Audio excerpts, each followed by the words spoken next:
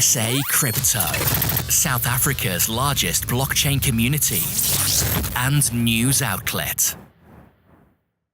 Welcome to this edition of the SA Crypto video podcast, the Blockchain Africa edition, day 2 here at the Johannesburg conference of Blockchain Africa 2019. And with me here is Alakanani Itireleng, otherwise known very famously as Bitcoin Lady. Yep, that's right. She has the Twitter handle Bitcoin Lady. She was one of the earliest Bitcoin influencers on Twitter, and she is from Botswana. For those of you that don't know, she runs the Satoshi Centre in Botswana and is doing incredible things in the blockchain space. Bitcoin Lady, welcome to SA Crypto. Thank you so much. Thank you so much. It's a real privilege to have you on the show. Yeah. We've been following you. I've personally been following Bitcoin Lady for many years. Wow. So welcome to the show. Thank you, SA Crypto. Now, Thank you. just tell us a little bit about your work at Satoshi Centre. What exactly is the centre, and what are you guys working on?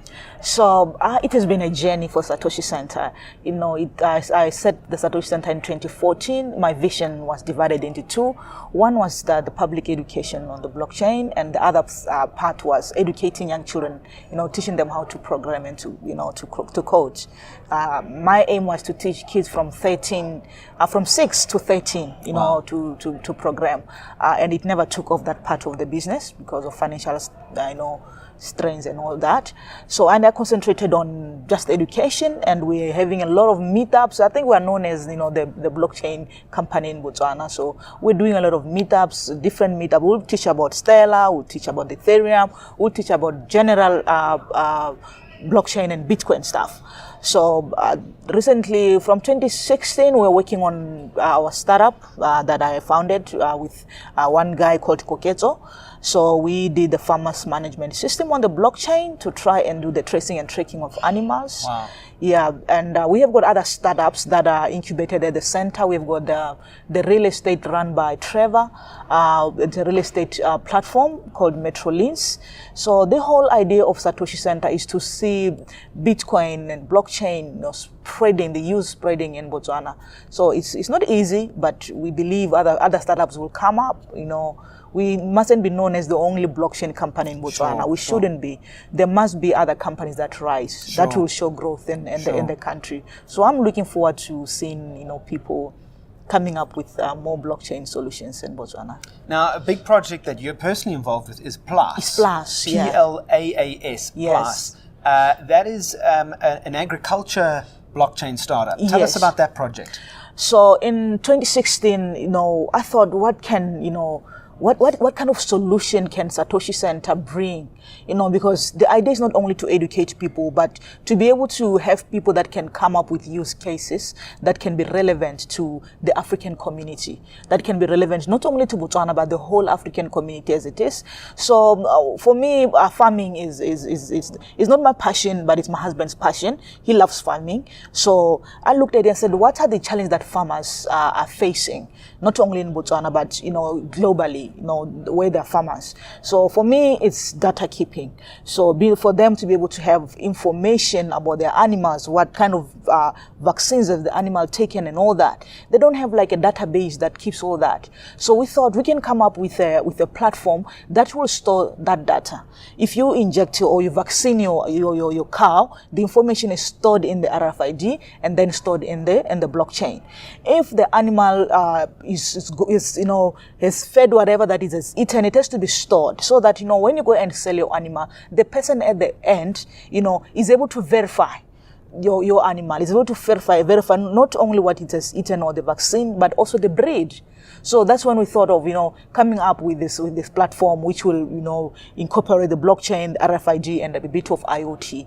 So we did that. We began to work on the platform, play around with the ideas and doing the white paper and everything. So last year we thought of doing an ICO We did everything, in place. We put everything in place, but we pulled out of the ICOs before we could even start it because the market was not very good, very conducive for somebody to run an ICO. And then again, is the issue of regulations for us. We are not even sure what our country is saying concerning ICOs. So we pulled out of the ICO and we simply did an airdrop.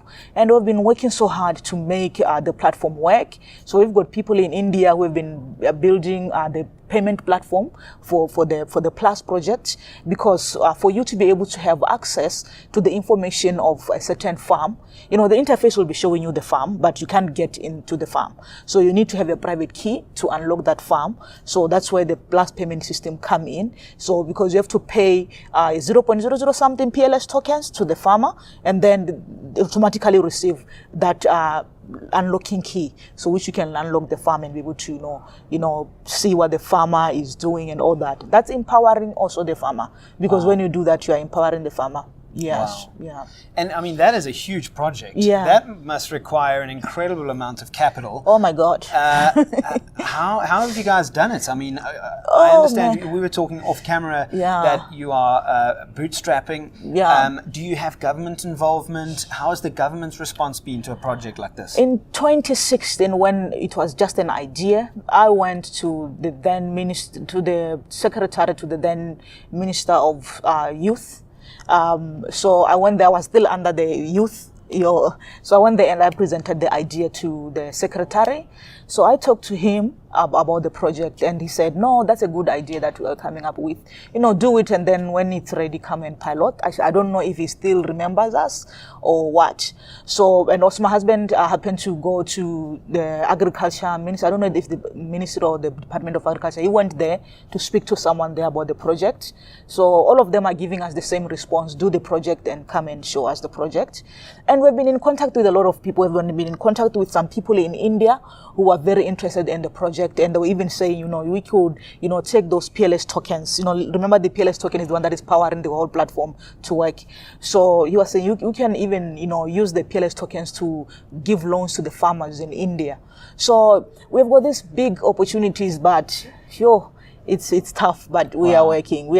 So what I normally do, I'll be collecting those different tokens, and if the price go up, then I sell and do whatever I do for the project. This is the PLS tokens, eh? Yeah, no, because the PLS tokens haven't started trading in the big exchanges. So when you're just taking any tokens? Like the different tokens, like if I'm having XDE, or if I'm having XRP or whatever, if the price go high, then I sell it, and then I do whatever that I have to do for the project. Wow.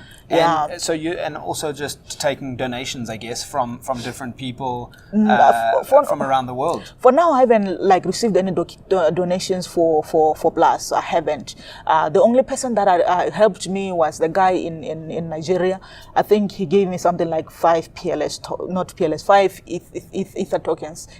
tokens, right, which were not that much of value. Yeah, and that was a Global Blockchain Congress time, right? So that was sort of August last year. No, at the Global Congress, nobody gave me anything. Oh, wow. Yeah, that was around December or January. So, and that's the Ether price was like $100. So, that's almost nothing. It's like a day's worth of work. Yeah. Wow. So I keep on pushing for this vision that I have, and hoping that somebody somewhere will be able to see the kind of work that we do, and they can, help us so that we can push this project. Like the RFID part is so expensive for us, because we have a company called DAAT, which we have been in contact with, and they're the ones that are building the RFID for tracking and tracing.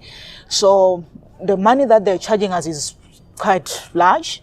So, but dreams, we'll keep on Don't dreaming. let go of the dreams. No, man. So I think anyone that's watching or listening to this right now, we'd like to put your public keys to perhaps Ethereum and Bitcoin. Is that okay? Yeah, we'll do that. I'll talk to my team, so my co-founder also, that we agree on which wallet to use. Let's put a public address on this link in the YouTube comments and in the podcast link as well on the article. And if any of you would like to donate to Alakanani's project, the Satoshi Centre in Botswana, the Plus project. I mean, you can hear this is incredible work, and so this is a spontaneous thing that I really would like to do, and hopefully, there's no guarantees here. but I can relate. SA Crypto is also a bootstrapped startup. But having a vision like you've got, I can hear is so powerful. And with funding, you could make this really happen. Yes, I believe I can. And so, if anyone is listening and watching this that has a bit of extra Bitcoin and Ethereum, won't you donate to Alakanani? I think this is a powerful project to get behind on the African continent as well. And you can hear that this is some serious work. And I know personally that Alakanani has been in the space for a very, very long time. She's got reputation, an incredible history in the industry. Alakanani, what else excites you about the blockchain industry at the moment? What are you looking at the Satoshi Centre? Are there new things that you're teaching, talking about? Yeah, for now, I mean, like, I will be so happy if I can have a lot of young people, joining the bandwagon, normally if we have got like Meetup or we have CoinFest, there's what you call CoinFest, young people will come in large numbers. They'll be very excited about the whole thing. I remember there was a time I even talked about, creating an ecosystem in Botswana where we've got, people who do news, we've got people, who doing a lot of, like, the whole ecosystem of blockchain. People are excited at that moment to say, no, I can come and do this and come and do this. Then nothing happens. If we can have people who come to the center, get excited and take the excitement to go and create. Not just get excited when they are in the center and then when they leave the center, nothing has been done. Like I was saying, I don't want the Satoshi Centre to be the only company that does blockchain stuff in Botswana. I want to see growth. They say a good leader is able to replicate himself or herself. I want to replicate myself. I want to be able to have somebody there in Botswana and say, wow, that's a product at the Satoshi Centre. Like I was saying, I was talking about Metrolins and others. So, but I still need more young people being involved. I still need the community to be involved. I was talking to the old mutual, I forget her name. So I was talking to her about Anushka. I was talking to Anushka, and I said, no, if you have got anything that you want to do in Botswana, Old Mutual can, get on board and do stuff. So I would also want to see companies in Botswana getting on board, and doing stuff and growing the blockchain community in Botswana. So they have to understand that blockchain and Bitcoin are not scams. So one of the fears of people is they always, think blockchain and Bitcoin are scams. Blockchain and Bitcoin are not scams. They are technological developments that are here to stay. You cannot ignore them. So the best is to come and learn. They can visit our center, come and learn, and see how blockchain can benefit their businesses. They can benefit the community at large. So there's so much that, can be done, a lot of empowerment that can be done using the blockchain technology. And I really, really look forward to people, coming on board before, they lose us. Maybe we move to South Africa or wherever. Maybe, there's that chance, because we need growth. So we don't want to be stunted. Absolutely. I mean, I can imagine you're sitting in Botswana, and no disrespect to Botswana, but I mean, even me, we're based in Durban. The excitement of the industry in Cape Town and Johannesburg as bigger cities, bigger economies, it's just natural. You kind of get attracted to, should I move there? Because there's more action happening. So, I'm sure, again, you spoke to us off camera and said, hey, I'm thinking about moving to South Africa. And that would be not a travesty, but it would be sad for what you've built in Botswana. They'd be losing a serious influencer. So it really behooves the industry in Botswana to invest in you guys and Satoshi Centre. I mean, imagine you could get the funding that you need and then you stay in Botswana. You're like, man, I've got the funding I need. I don't need to go try and chase the money. I've got the money I need to stay in Botswana. Because me thinking of moving is because when sometimes you don't see growth. Yes. You want growth. You want people of the same mind, that can influence you. Normally I believe that when we're in a group of people that have the same mind, they tend to help even to sharpen even your projects. You're able to build better. You're able to think better. So when you are alone there and you feel like you are alone, at the end of the day, you feel very stunted. You're like, no, man, I'm not growing. You'll be growing, doing whatever, but it will not be real growth. So we need also real growth. But that growth can happen if we can build a strong community in Botswana. Wow. Alakanani, just in wrapping, Botswana's approach to blockchain. Is there any talk of regulation? How are the government and regulatory bodies approaching blockchain technology? what I see is the news. There was in 2016, we actually went, it was me and my husband, we went to Bank of Botswana. We spoke to a lady and a gentleman, I forgot which department they were from. So a settlement or something. So we went there to talk to them about Bitcoin, because that time we were thinking of bringing an exchange. 2011? 2016. Oh, 2016. Yeah. Okay, sorry, we're thinking my apologies. Not you, most welcome.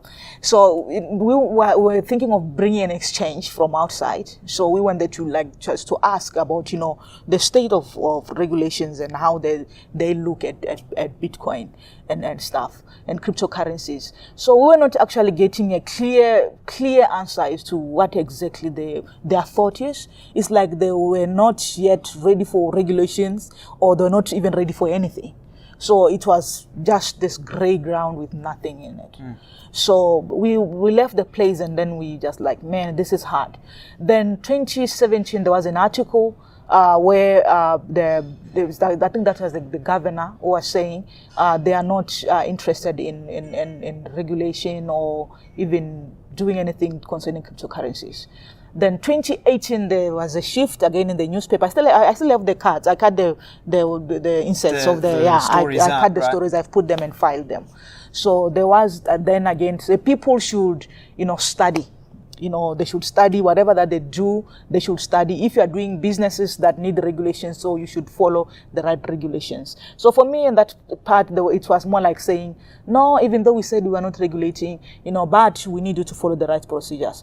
For me, it was good development. It's more like saying, hey, you can do, but make sure that you are regulated. Yeah. Make sure that you are doing the right stuff. Make sure that you are following if you are doing Bitcoin ATMs or whatever, make sure that you are regulated with the financial bodies. I think that's what they were saying. So I'm not yet 100% sure what their stand is. Sure. Yeah, sure. It's only what I read in the newspapers. So maybe when we are bringing a bigger development, then we'll see what they have to say. Wow. Yeah, because I believe in regulations, though. I believe, Sure. Regulations protect you as an entrepreneur, Sure. and also protect the end user Yes. and the customer. So it's important to know, so that, we don't find ourselves and our clients and everything, messed up. So Sure. we need that. Yeah. And just your skill in particular, you spoke earlier about education and coding. Yeah. Do you have a coding background? What is your background and what got you into Bitcoin? My background, it's education. I was a teacher. Wow, okay. I was a teacher for 12 years. Wow. So, and funny, I was not doing anything technical. I was a teacher of religious education. Wow. Yeah. So, for me, I got into Bitcoin in a bit of a sad way, though, because I was struggling because my son was sick. I had a son who was actually very, very sick from 2007 to 2012. He was really, really sick. So in 2012, I was looking for ways in which I can supplement my income so that I can help fund my son so that they can have a heart transplant. Wow. So I used to come to South Africa a lot at Sunning Hill Hospital because that's where they used to take him. Wow. So I was drained. I was in a lot of debts and everything. So I was looking for ways to supplement my income so that my son can at least have a long life, and also maybe hopefully had that he needed a heart and lung transplant. Wow. So that maybe I can find ways to work online. That's when I came across Bitcoin. In 2012, I was reading about it, then I tried to work online. There was a job, but it was bogus. They never paid me after working. They never paid me. You're kidding. No, I'm not kidding. So after working, they never paid me. And in April 2012, I lost my son. So sorry about that. Yeah, it is. Wow. I'm always grateful for him that he taught me Bitcoin, though. Sure. It was a gift that he gave me before he left. Wow. So, and then I was like, okay, So cool. this is now we're talking 2012. 2012. Okay. Yeah. So you got into Bitcoin 2011, 2012? No, 2012. That's when I learned 2012. about it. The early, January or so. That's when I learned a bit I mean, it's about 3 years Bitcoin. old. Yeah. That's 3 Yeah. years old. That's Yeah. incredibly early. So then when my son passed, I said, okay, that's the reason why I was into learning about this thing was because I wanted to help him. So there was no point for me to continue doing this Bitcoin thing. But somehow I got the bag, Yep. So I got the bag. So I was like, okay, but what can I do? Much more now that my son is not there to help, because the whole idea was to help my son, so I can shift the help to someone else. Sure. So that's when I started thinking, okay, maybe I can start doing something. Then in 2013, I had my first meetup in Botswana. Wow. We were about 10 of us. I called my friends. I said, look, I want to teach you about something. So I did my first video in 2013, and I put it on YouTube. Yeah, and then from there, I had started receiving a lot of, people talking to me, hey, you were talking about this thing in Africa, the excitement was beautiful. And they will give me donations of Bitcoins and I'll give them away. So every time they gave me donations, and I'll give them away to the people that are attending the conferences. So I was giving them Bitcoins and I was teaching them, and I continued from that point until now. Yeah. What a story. So it's education primarily, hey? Yeah. And you're educating in the blockchain space at the Satoshi Centre. Yeah. And so now, because I wanted us to now have use cases. Yes. So I had to empower my guys, at the center. I used to have a lot of guys, but because of financial strains, they left because I couldn't pay them.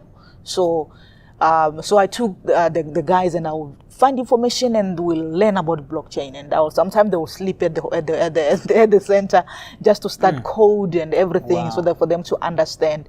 And one of the boys I took him to Cape Town to the Blockchain Academy to go and learn a little bit about Ethereum and stuff. So from that moment onwards, I've got one boy who is like quite very, very good, and then the other one left. I don't know why he left. Maybe it's because he was feeling that I'm not paying him. So. And from there, we're still thinking like we will have more developers. Yeah. Wow. Yeah. Well, what a story. Yep. What an incredible story, Alakanani. Thank you. Just inspirational. Thank you. And again, I mean, what a journey that Alakanani's come on, folks.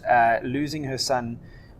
Again, you were speaking that to me off camera as well, and I just think that here is a true entrepreneur who is hungry for change, innovation, development in Africa, entrepreneurship in Africa, and if we can rally the community, the audience that watches and listens to this to contribute to what the Satoshi Centre is doing in Botswana, I think that would be fantastic. So you've heard it straight from Alakanani, Bitcoin Lady on Twitter. Thank you for being with us. Thank you so much. Travel safe back. Yep. And hopefully we'll do a collaborative meetup later on this year. Yes. And are you going to Cape Town? I will be in Cape Town as well. We'll meet again in Cape Town. Brilliant. We'll see you there. Thank you so much. Yeah. We'll see you on the next episode. Cheers, guys. All right. Thank you. SA Crypto, South Africa's largest blockchain community and news outlet.